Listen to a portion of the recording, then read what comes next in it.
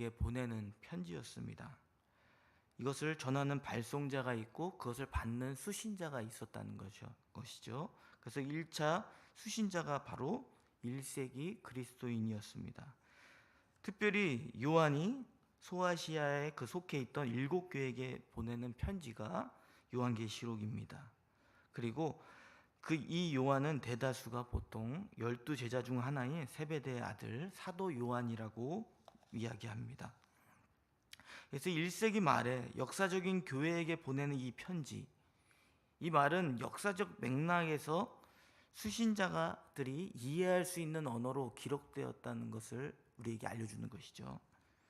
그래서 당시의 그리스도인들이 이해할 수 있도록 만들어졌다는 것은 굉장히 요한계시록을 이해하는데, 오해하지 않는 데에 중요한 단서가 되기도 합니다.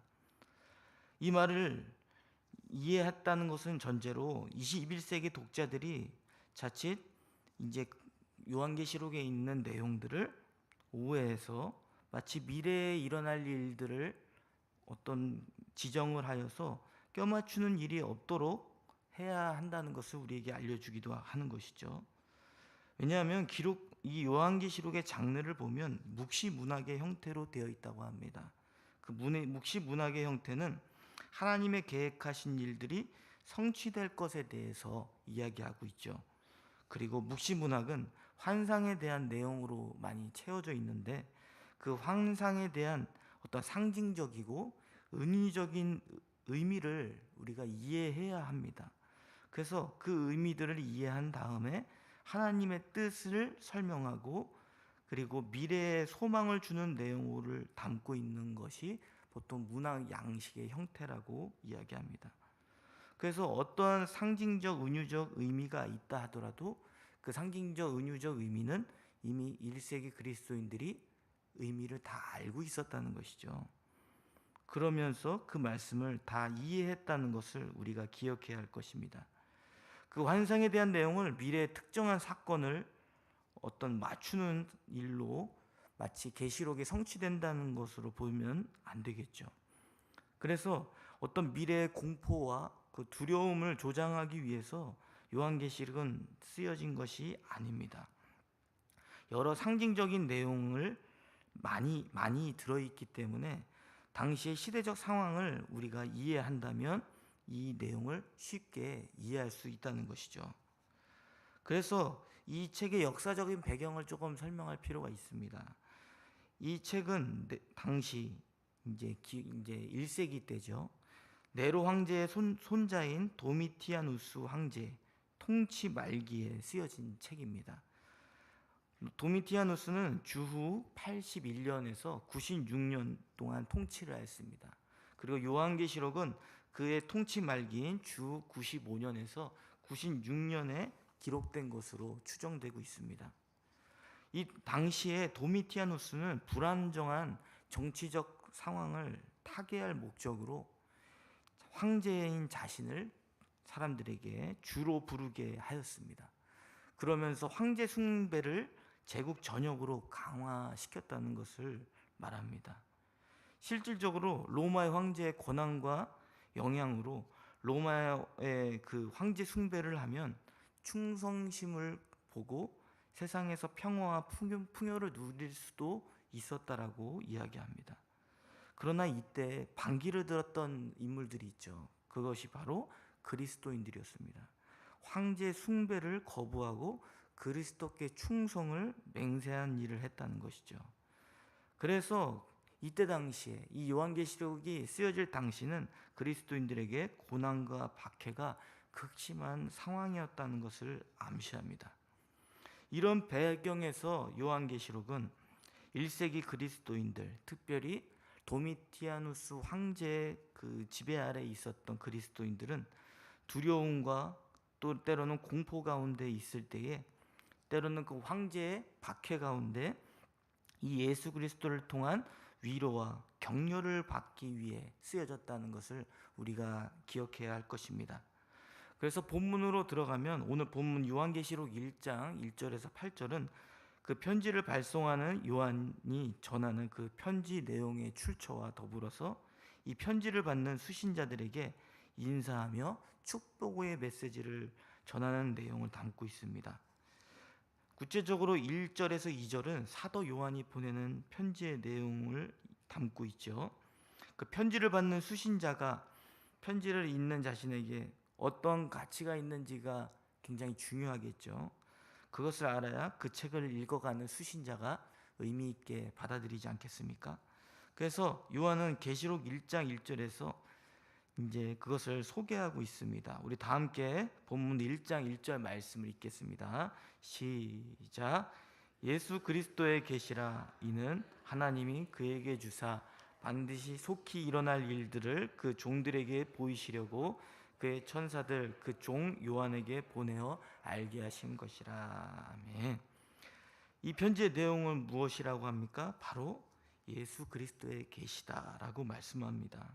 이 계시는 잘 알고 계시다시피 헬라어로는 아포칼립시스라고 이야기하는데 이 뜻은 감추어져 있는 것이 드러났다는 것을 이해합니다. 즉 예수 그리스도께서 말씀해 주시지 않으면, 우리에게 친히 알려주시지 않으면 이 세상 가운데 알 수 없는 비밀과 같은 메시지라는 것이죠. 그래서 이 메시지 자체가 그리스도께서 하신 말씀과 관련이 있으며 이 메시지는 예수 그리스도로부터 직접 알려주시는 메시지라는 것을 이야기합니다. 그리고 그 메시지를 천사를 통해 요한이 받았다는 것을, 그 메시지의 출처를 이야기하고 있죠. 이 메시지는 우리로 하여금 예수 그리스도께서 하신 말씀에 우리가 집중해야 된다는 것을 알려줍니다. 세상에 권위 있고 영향력이 있는 누구의 말보다 예수 그리스도께서 직접 하신 말씀이 무엇인가 우리는 집중해야 된다는 것이죠. 그분이 알려주시는 말씀을 통해 이 세상 가운데 알 수 없는 비밀로 감추어져 있던 것이 실제화될 수 있다는 것을 우리에게 이야기해주고 있는 것입니다. 그래서 오늘 본문 2절에는 그 메시지의 내용, 예수 그리스도의 계시가 반드시 속히 일어날 일들에 관한 것이라고 말하고 있죠.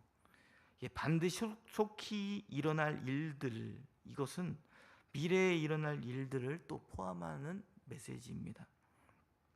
그래서 반드시 속히 일어날 일들에 대한 내용을 말하는 것을 보면 이 편지를 받는 수신자들에게 앞으로 일어날 일들 있잖아요. 일들이 얼마나 그들에게 중요한 문제였는지를 알려주는 것이죠.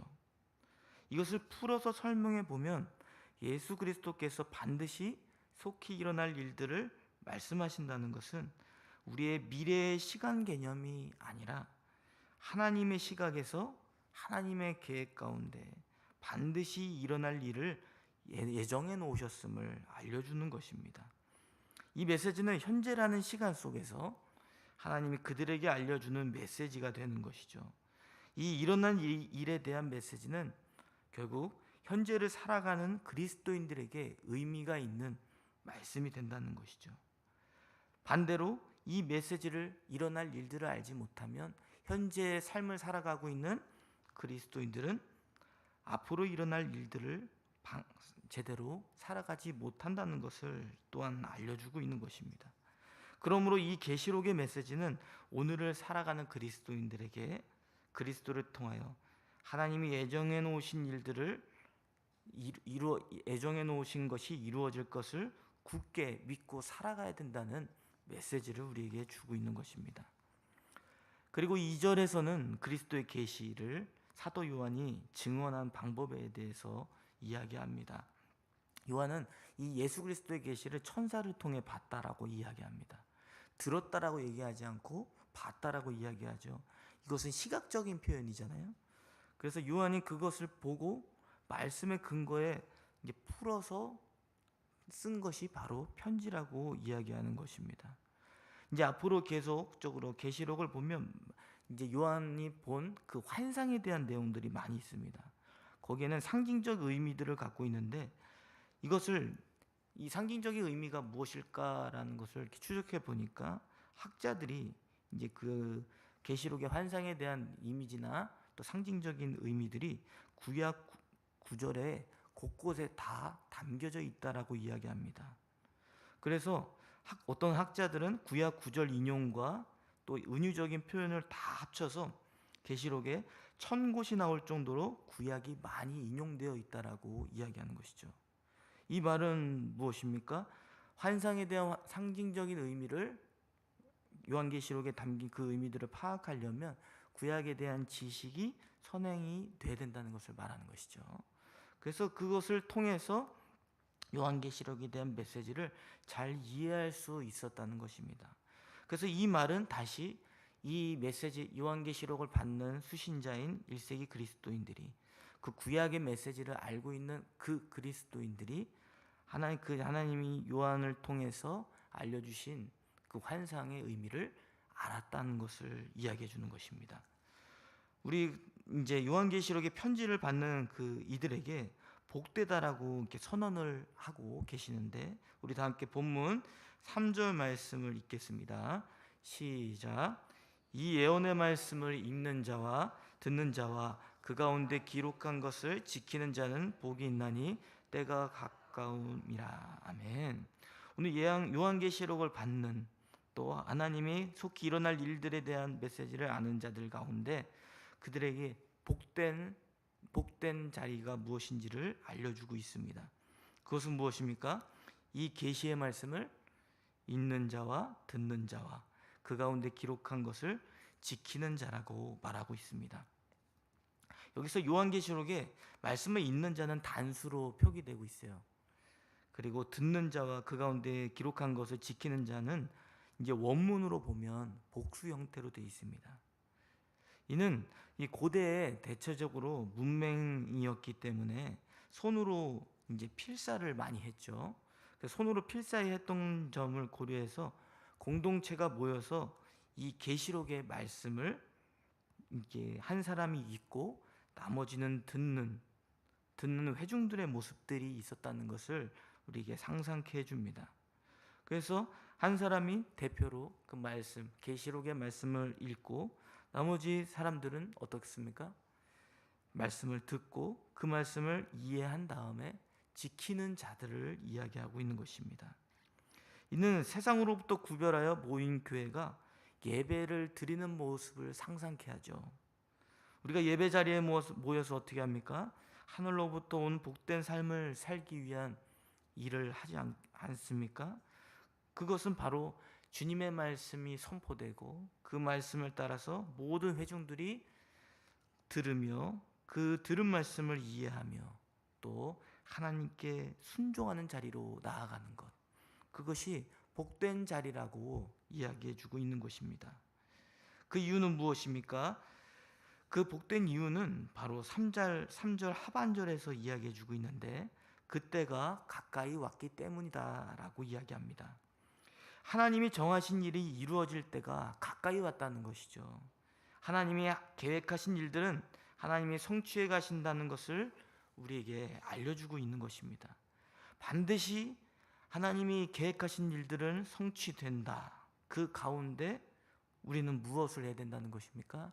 그 말씀을 듣고 그 복된 자리에 있어야 된다는 것을 말해줍니다. 분명 1세기 이 계시록의 그 편지를 읽는 독자들에게, 고난과 박해 가운데 있는 그 그리스도인들에게 이 말씀은 위로가 되었을 것입니다. 왜냐하면 그들은 예수님을 믿고 살아가는 그들이었지만 그들은 지옥 같은 삶을 살았습니다. 이 세상에서 소망을 찾아볼 수 없는 그런 삶을 살고 있었습니다. 이 세상에 소망을 줄 수 없는 그 삶의 모습은 어떨 것 같습니까? 낙심의 자리고 인생을 포기하고 싶은 삶이었겠죠. 그러나 그들에게 복됨을 선포하는 그 예배 자리 가운데 그들에게 일깨워주는 이 말씀은 세상에서 줄 수 없는 그들의 위로였을 것입니다. 말씀이 선포되고 듣고 순종하기 위해 예배를 사모하는 것, 그들에게는 한 줄기의 소망이 되었다는 것이죠. 이렇게 하나님이 이루어 가시는 때에 우리가 복된 삶을 사는 방법은 무엇입니까? 우리 교회 공동체가 모여 예배하며 예배 가운데 하나님의 말씀을 듣고 이해하고 말씀으로 순종하는 삶을 살기를 결단하는 것인 줄 저와 여러분이 믿으시기를 바랍니다. 왜 복됩니까? 무엇이 복됩니까? 이 세상은 하나님이 계획하신 목적대로 움직여질 것입니다. 그리고 움직여집니다. 그렇기 때문에 하나님이 이루시는 목적 안에 있음을 깨닫는 그 말씀이 우리에게 얼마나 복된 자리가 되겠습니까? 저 여러분이 말씀을 듣는 자리를 가볍게 여기지 않으시기를 바랍니다. 그리고 말씀을 듣는 것으로 멈추지 마시고 말씀을 이해하고 그 말씀에 따라 순종하며 나아가시는 저 여러분이 되시기를 바랍니다. 4절부터 8절까지는 이 계시록의 편지를 받는 수신자들을 설명하고 앞서 반드시 속히 일어날 일들, 즉 예수 그리스도께서 재림하실 일을 언급하며 축복의 말씀을 전하는 내용을 담고 있습니다. 특별히 오늘 본문에서는 그 4절부터 삼위 하나님의 생동력 있는 모습을 보여주고 있죠. 성부 하나님을 또 표현합니다. 이제도 계시고 전에도 계셨고 장차 오실 이로 표현하고 계십니다. 현재 살아계신 하나님이 과거에도 계셨다는 거고 그 계신 분이 앞으로도 살아계셔서 오실 거라고 말씀하시는 것이죠. 그리고 보좌 앞에 있는 7영, 그 영들 하늘에서 성령의 그 활동의 모습을 상상케 해주고 있습니다. 마지막으로 성부 하나님을 그 표현할 때 장차 오실 이라고도 표현했지만 이 장차 오실 일은 또 누구를 나타내기도 합니까? 바로 다시 오실 예수 그리스도 성자 하나님을 이야기하고 있는 것입니다. 이는 그 장차 오실 일을 하나님을 이야기하면서 장차 오실 일을 표현할 때에 예수 그리스도를 나타내는 것인데 이는 태초에 하나님과 영원히 함께 계셨던 예수 그리스도의 신성을 나타낸다고도 이야기할 수도 있겠죠. 그래서 하나님이 늘 과거나 현재나 미래까지 계실 분이시지만 또 장차 오실 하나님의 아들이신 예수 그리스도께서 오심을 선언하고 있는 것입니다. 그리고 그 다시 오실 그 예수 그리스도는 우리 눈앞에 충성된 증인이 되셨다고 말씀하고 있죠. 그분은 과거에 죽은 자로부터 첫 열매가 되어서 부활하심으로 말미암아 세상 임금들의 머리가 되신 분이라는 것을 우리에게 이야기해 줍니다. 예수 그리스도께서 행하신 일과 그분이 세상을 통치하시며 심판하시고 구원하실 분이심을 설명해 주고 있는 것입니다. 로마 황제는 1세기 때 자신이 다스리는 제국을 통치하기 위해 자신을 주라고 부르게 강요했습니다. 그리고 그것을 거절한 자들에게 핍박을 주었습니다. 1세기 그리스도인들은 이 박해로 인해 대체 예수님은 언제 오실 것인가 답답한 현실, 바뀌지 않는 현실 가운데 하나님의 그 때와 시기를 간절히 기다리다가 어떠한 자들은 배교하는 삶을 살았을지도 모릅니다. 그리고 지금 벌써 예수님이 오신다고 한 지가 2000년이 지났습니다. 그러나 주님이 이 세상을 심판하시는 그 일은 멈추지 않죠. 우리가 이것을 어떻게 이해합니까? 주님이 오신다라고 약속하셨는데 2000년이 지난 지금도 오시지 않으셨습니다. 그런데 그 주님이 오시는 때는 우리가 알 수가 없죠. 그 주님이 아시는 일이고 단지 우리가 알 수 있는 것은 이 세상을 심판한 일은 단지 지역적인 동네를 심판하시는 일이 아니라 이 세상의 전부를 심판하시는 일이기 때문에 이 세상을 심판하시기 원하시지 않는 하나님의 자비와 긍휼로 인해서 아직도 구원받지 못하는 자들에게 구원이 선포되기를 바라며 기다리는 시기라는 것을 우리가 기억해야 할 것입니다. 우리는 세상의 질서와 그 세상의 지배 가운데 살아가고 있습니다. 우리가 주인인 것처럼 살아가고 있죠. 그리고 내가 선택하고 결정한 것이 가장 중요하며 하나님의 뜻에 관심을 두지 않을 때가 너무나도 많습니다. 그러나 이 세상의 통치자 왕이신 분은 바로 누구십니까? 바로 예수 그리스도이십니다. 그분이 오실 때에 우리는 그분이 말씀하신 내용이 맞았다는 것을 우리가 알게 될 것입니다. 우리의 생각이 틀렸고 우리가 세상에서 바라봤던 시각이 잘못된 것임을 깨닫게 될 것입니다. 그것을 앞서 깨닫는 그 지혜가 있기를 바랍니다. 그것을 위해서는 우리가 예배 자리에서 듣는 자리, 말씀을 듣고 이해하고 하나님의 뜻에 따라 순종한 자리를 사모하시기를 바랍니다. 늘 회개하며 뉘우치고 하나님, 제가 하나님의 뜻을 알지 못했습니다. 세상의 방식으로 내가 주인이 되는 삶을 살았습니다. 용서하여 주시옵소서. 그 자리를 사모하시는 저와 여러분이 되시기를 바랍니다. 말씀을 맺겠습니다. 현재를 살아가는 그리스도인들에게 요한계시록 반드시 속히 일어날 일들을 이야기하고 있습니다. 이것은 예수 그리스도께서 2000년 전에 이 땅 가운데 오셔서 우리의 죄에서 해방시켜 주셨다는 것을 우리가 기억해야 할 것입니다. 그리고 하나님의 통치를 받으며 하나님의 나라 백성으로서 살도록 우리를 제사장 삼아 주셨습니다. 진리의 증언자로서 세워주셨다는 것이죠. 그리고 반드시 속히 일어날 예수 그리스도의 재림은 이 세상 모든 사람들 앞에 반드시 드러날 때가 올 것입니다. 그때에 가서야 내 인생의 주인이었던 그 삶의 결과가 어떻게 되는 건지를 확인하게 될 것입니다. 이 세상의 통치자이신 예수님이 행하신 일을 보고 예수님이 왕이심을 알게 될 것입니다. 우리가 지혜롭게 삶을 살기를 원합니다. 예수님이 이 땅 가운데 오셔서 완전한 심판과 완전한 구원을 이루기 전에 우리가 먼저 이 예배 자리 가운데 우리의 주인 되시는 예수님을 바라보며 예배의 자리에 서서 말씀을 읽고 듣고 지키는 그 순종의 자리에 서 계시는 저와 여러분이 되시기를 바랍니다.